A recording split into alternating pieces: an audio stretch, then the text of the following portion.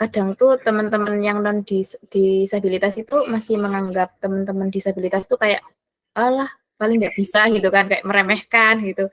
Padahal kita tuh sebenarnya tuh bisa juga seperti teman-teman yang non disabilitas ketika kita tuh diberi kesempatan yang sama gitu, diberi kesempatan untuk mencoba gitu. Kalau ada hal-hal yang mungkin saya kurang tahu, malah teman-teman yang sudah tahu duluan malah. Iya, malah kadang tuh mereka yang lebih update daripada kita.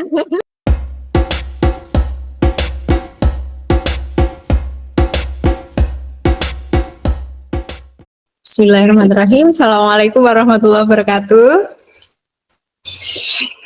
Ya, selamat datang di Bucin, buka cerita inspiratif bersama dengan Ruang Cinta Al-Quran di episode pertama pada hari ini. Ya, untuk episode pertama di sini kita akan bertemu dengan sosok-sosok inspiratif, yaitu teman-teman kita dari Ruang Cinta Al-Quran maupun di luar Ruang Cinta Al-Quran dengan ceritanya yang luar biasa dan menginspirasi kita semuanya. Pertemuan pertama saya hari ini ada tamu spesial, ada Mbak Indah Nur Fadila. Ya, ini seorang mahasiswa yang asli dari Pasuruan yang sekarang masih menempuh pendidikannya di mana Mbak Indah? Di ITCM Sidoarjo. Oke, wah luar biasa. Boleh cerita-cerita dong Mbak Indah, gimana aktivitasnya sekarang selain sebagai mahasiswa, mungkin di organisasi atau di berbagai komunitas lainnya. Silakan Mbak Indah. Ya, untuk aktivitas sehari-hari untuk saat ini sih masih mahasiswa, masih kuliah semester 3, terus habis itu ikut organisasi di dalam dan luar kampus, ikut kegiatan-kegiatan juga, terus asrama juga gitu. Padat ya, ini kayaknya tidak hanya sebagai seorang mahasiswa ini, tapi juga sebagai seorang aktivis, sebagai seorang mahasantri juga ya ini, wah.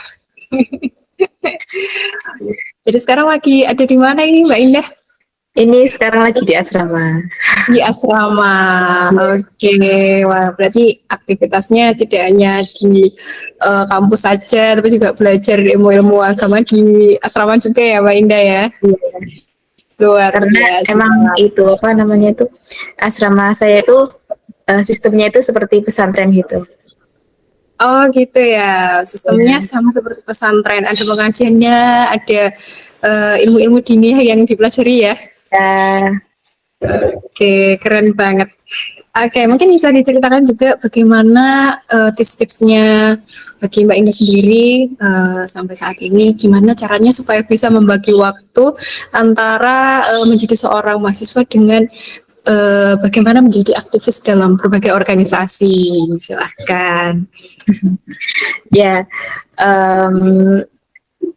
Gini sih, biasanya tuh saya tuh kalau misalkan Senin sampai hari Kamis itu kan kuliah ya, jadi lebih fokus ke kuliahnya. Terus untuk Jumat, Sabtu, dan Minggu biasanya itu saya gunakan untuk mengikuti organisasi baik di dalam kampus maupun di luar kampus, kadang ikut kegiatan-kegiatan juga gitu sih. Terus kadang kan kalau misalkan ada rapat online gitu juga kadang bentrok sama diniyah, kegiatan di asrama juga kadang tuh kayak misalkan diniyah sambil rapat online kayak gitu sih. Double job terus ya ini ya. Wah, kayaknya pakai jurus ribu bayangan nih. Supaya bisa membagi diri di mana-mana ini. Iya, untungnya tuh teman-teman organisasi itu pada ngerti gitu kalau misalkan emang ada kegiatan di asrama yang tidak bisa ditinggalkan. Wow. Berarti adanya saling pengertian dan komunikasi satu sama lain ya, Pak. Ya. Sip. Keren.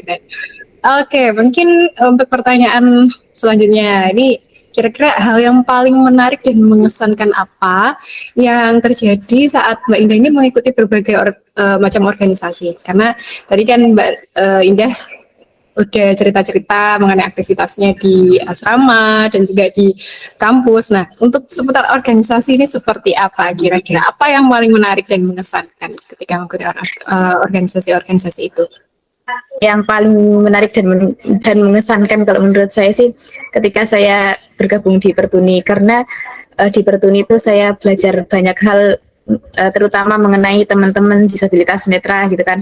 Karena meskipun saya itu tunanetra low vision ya, tapi saya Iya. tuh masih belum banyak tahu mengenai teman-teman disabilitas, terutama disabilitas netra, bagaimana kalau misalkan menggandeng, kalau misalkan uh, apa di depannya itu ada sesuatu, kalau misalkan menawarkan sesuatu entah makanan atau apa kayak gitu sih.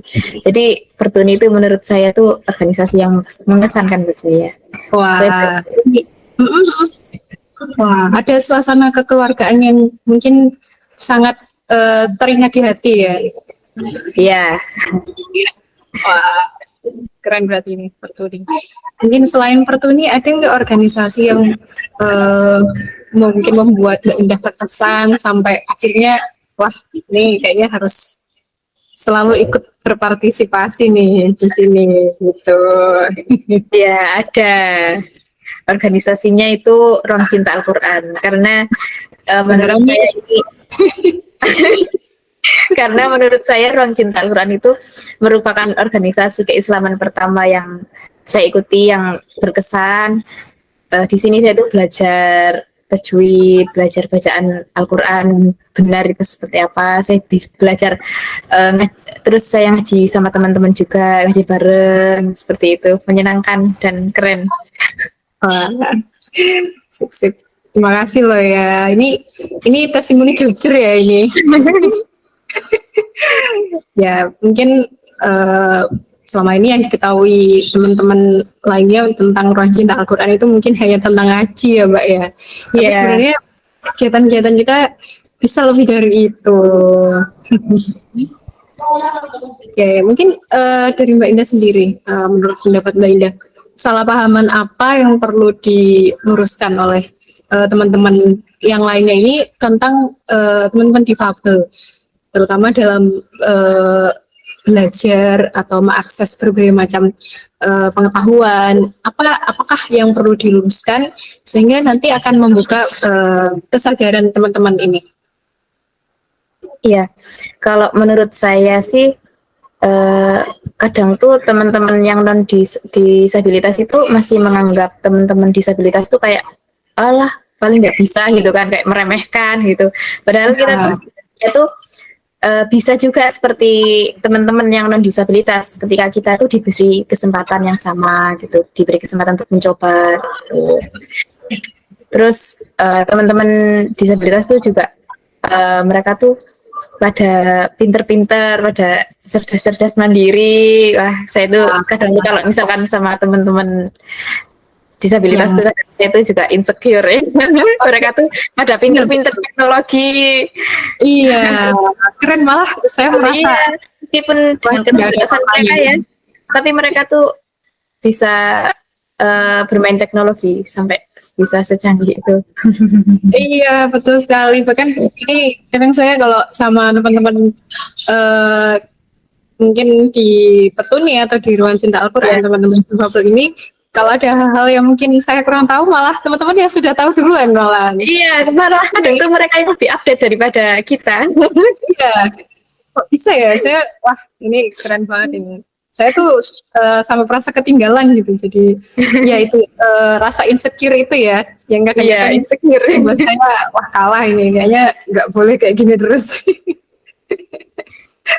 Oke, Oke, mungkin untuk pertanyaan terakhir Mbak Indah untuk obrolan singkat kita.